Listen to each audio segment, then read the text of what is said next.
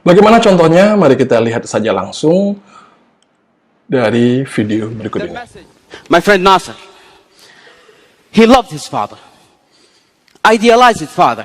He would do anything to make him happy.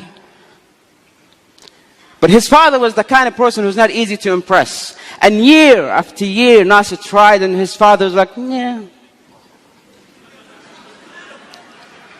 First year in college, Nasser got straight A's. And he thought to himself, this is it. This what will finally make my dad proud.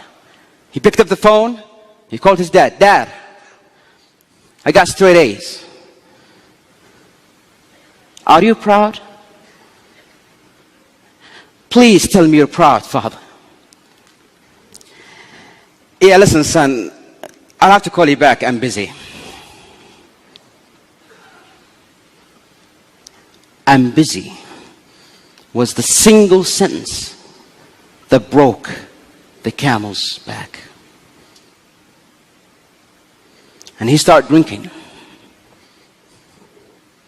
doing drugs, hanging out with the wrong crowd. Nasser, why? Why are you throwing your life away?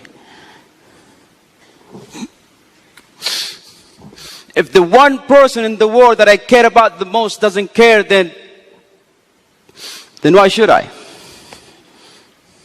And one evening I got the phone call. Nasser's in the emergency room. Drug overdose. I rushed to that hospital. I saw him on that bed. And I saw that machine go beep, beep, beep. And I saw doctors try to bring him back to life. Clear! Clear! Clear! It's clear that a single word could have saved this life. Words have power. Words are power. Words could be your power. You can change a life, inspire a nation, and make this world a beautiful place. Isn't that what we all wanted? Isn't that why we are all in this hall? Your mouth can spit venom, or it can mend a broken soul. Ladies and gentlemen, let that be our goal. Kanto, sir. Di video barusan kita bisa melihat, rekan-rekan sekalian, para pembelajar semuanya, bagaimana si Muhammad Qahtani ini dia membuka dengan pernyataan, lalu dia melakukan acting juga, dia menghidupkan aktor, ada si Nasser, ada bapaknya si Nasser, bahkan dia sendiri, dia menghidupkan ragam suara, clear, psh, clear, psh. Kalimat-kalimat inilah yang dimaksud dengan ragam suara. Teatrikal bahasa tubuhnya juga ada, tapi tidak lebay-lebay banget. Inilah yang dimaksud dengan metode storytelling. Sekarang, bagaimana dengan tips bercerita yang bernyawa? Tips ini bisa Anda lakukan supaya storytelling Anda menjadi lebih powerful. Pertama, awalilah cerita dengan mendeskripsikan aktor dan situasi.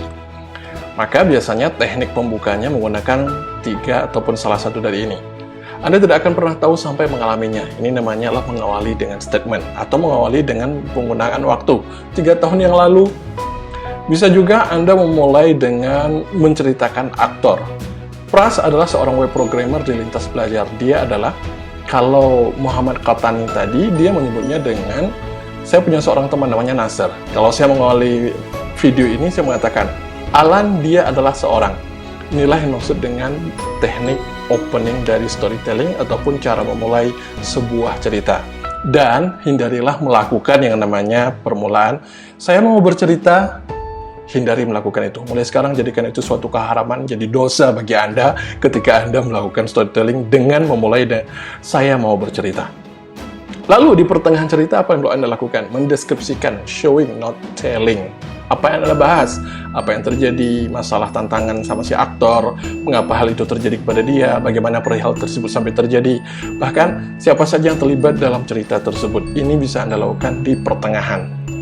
Dan yang terakhir, di penutup ataupun endingnya, Bagaimana aktor menyelesaikan masalah, apakah berhasil atau gagal. Dan yang paling penting, pemaknaan, korelasikan dengan cerita pesan yang Anda sampaikan. Ini perlu sekali untuk kita lakukan dengan maksimal teknik bercerita ini. Maka pada saat kita ada sebuah pengalaman, mau kita bungkus dengan pesan yang mau kita sampaikan dan menyampaikan dengan teknik-teknik yang sudah kita bahas barusan, maka insya Allah pesan Anda akan menjadi bernyawa. Saya Rahmat Syah, sampai jumpa di video selanjutnya. Assalamualaikum.